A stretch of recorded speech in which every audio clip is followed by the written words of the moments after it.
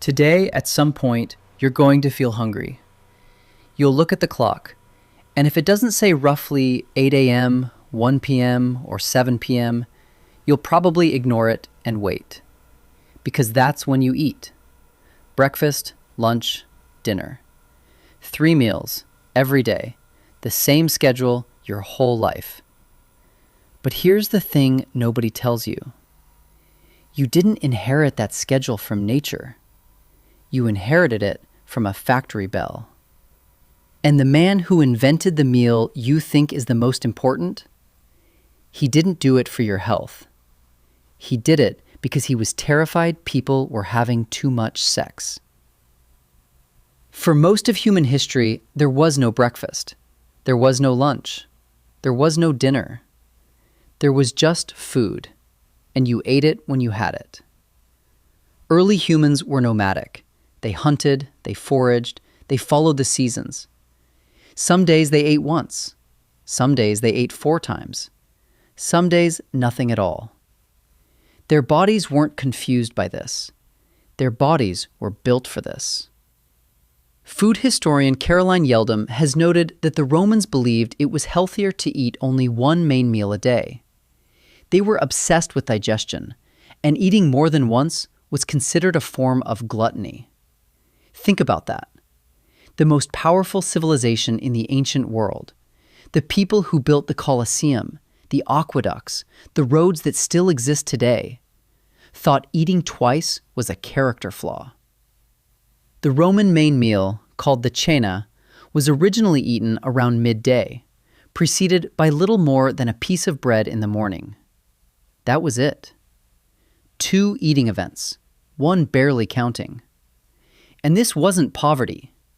This was philosophy. This was the Roman ideal. Meanwhile, across the world, indigenous cultures ate in patterns dictated entirely by nature. The availability of food, the rhythm of daylight, the demands of the body. No clock, no schedule, no guilt about skipping breakfast. Native Americans ate whenever they felt the urge to, rather than whenever the clock said morning, noon, or night. So how did we get from that to 3 mandatory meals a day? The answer is, industry needed you to be somewhere at a specific time.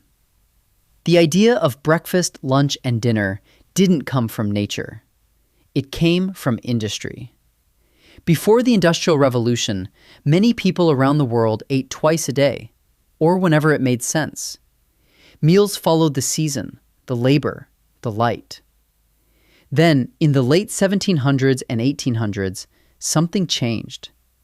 Millions of people left farms and moved into cities to work in factories. And factories had one thing farms didn't: a rigid clock. Factory workers needed energy to start the day, so breakfast became a must. They got short midday breaks, so a quick meal called lunch filled the gap. As workdays got longer, dinner shifted to after work, around 6 to 8 p.m., and became the big family meal of the day. 3 meals a day wasn't a wellness model. It was a productivity model. It was the eating schedule of a machine-age worker, designed to keep human bodies running on a factory's timetable. And then it was exported everywhere. Through colonial schools, through military routines, through institutions that told entire cultures their way of eating was primitive. The flexible eating of native tribes was seen as evidence that they were uncivilized. Eat on a schedule or you're a savage. But here's where it gets stranger. Even after the factory schedule created 3 meals, most people still didn't eat breakfast the way we do today. Through the 1800s, breakfast was barely a meal. It was whatever was left from the night before, eaten standing up, before work. Then came a man named John Harvey Kellogg. Kellogg was a doctor and a deeply religious man, obsessed with diet, digestion, and what he called sinful urges. He believed bland food could curb moral weakness, and specifically, suppress sexual desire. His solution was a tasteless cereal made from processed grains, later sweetened and commercialized by his brother. And then came the marketing. The phrase, "breakfast is the most important meal of the day," was first used as a marketing slogan by Kellogg's in 1917 to encourage people to eat more cereal. Not by a doctor, not by a nutritionist, by a cereal company that wanted to sell more cereal. In 1944, Grape Nuts ran a nationwide campaign with the slogan, "Eat a good breakfast, do a better job," echoed through radio ads, magazines, and newspapers across America. The message was everywhere. And once a message is everywhere, it stops feeling like an ad. It starts feeling like a fact.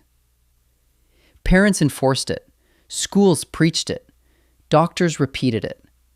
And within a generation, skipping breakfast felt like self-destruction. The most important meal of the day was invented by a man who thought it would stop people from masturbating. Now here's the part that should make you stop and think. Your hunger is not a fixed biological clock. Your hunger is a hormone. It's called ghrelin, and it responds not to nature, but to habit. Ghrelin becomes entrained to normal eating times.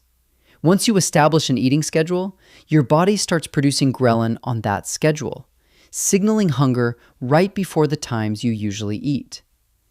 This is extraordinary. Your body doesn't know it's 8 a.m. Your body knows you usually eat at 8 a.m. So it sends hunger on cue, like a trained response. Ancient Romans weren't starving by noon. They weren't white-knuckling through the morning, fighting hunger pangs. Their bodies had simply never been trained to expect food at those times. Your hunger is a program, and someone else wrote the code. Here's what the science actually says about meal timing. There is no universal human requirement for 3 meals. The 3-meal-a-day norm is not an inherent human practice. It evolved from historical circumstance, primarily driven by the societal changes of the Industrial Revolution. Some of the healthiest populations on Earth eat 2 meals. Some eat 1. Some eat across a compressed window of 6 to 8 hours. What the research consistently shows is that when you eat matters far less than what you eat and how much, and that giving your body extended breaks from digestion has measurable metabolic benefits. But we don't talk about that because there's no money in not eating. The global breakfast cereal market is worth tens of billions of dollars. As Dr. David Ludwig, a professor of nutrition at Harvard, has said, the idea that breakfast is essential comes from the historical push by the food industry, not from unbiased research. The 3-meal schedule is one of the most profitable inventions in human history, and it was sold to you as biology. So what does this mean for you? It doesn't mean you should stop eating breakfast, or lunch, or dinner. It means you should understand why you eat when you eat, and ask whether that schedule actually serves your body, or whether it serves a factory system that hasn't existed in your life for generations. Your ancestors, for hundreds of thousands of years, ate when food was available. Their bodies were designed for flexibility, for feast and famine, for compressed eating windows, for long breaks between meals. That flexibility is still in you. The biology didn't change, only the marketing did. Think about what that means for a moment.